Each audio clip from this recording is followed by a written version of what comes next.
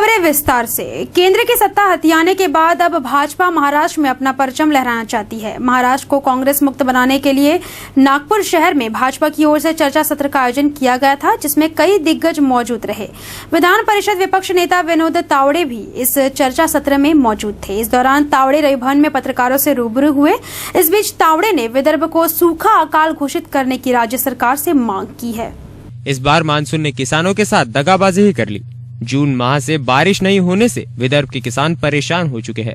कुछ इलाकों में बारिश होने के बाद किसानों ने कपास और सोयाबीन की बुआई की, लेकिन वह बीज अब तक जमीन के बाहर ही नहीं निकले, जिसके चलते किसानों पर दोबारा बुआई की नौबत आन पड़ी है। प्राकृतिक आपदा और कर्ज के बोझ से त्रस्त विदर्भ के कई किसानों ने मौत को गले लगा दिया, जिसके चलते विदर्भ को सूखा प्रभावित घोषित करने की मांग विधान परिषद विपक्ष नेता विनोद तावड़े ने की। वह रवि भवन में पत्रकारों से चर्चा कर रहे थे।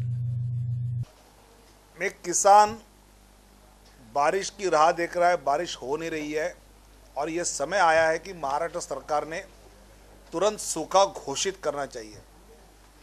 सूखा घोषित करने पर किसानों को जो उसने कर्जा लिया है उसमें रियायत की बात होनी चाहिए। उसको सीड्स के लिए उपलब्धता करके देनी चाहिए।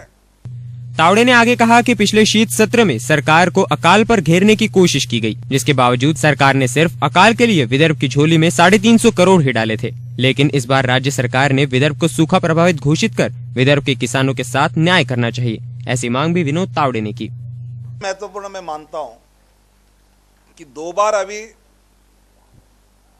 किसान ने अपने खेतों में बीज बोए हैं, उसका नुकसान उसको हुआ है और इसे बीज उपलब्ध करा के देना और साथ साथ उसका कर्जा इस बार का माफ़ करना, 7 बार उसका पूरा क्लियर करना, ये करने की आवश्यकता आज है। ये बात हमने मई में और अधिवेशन में कहने के बाद भी सरकार अब नहीं कर रही है।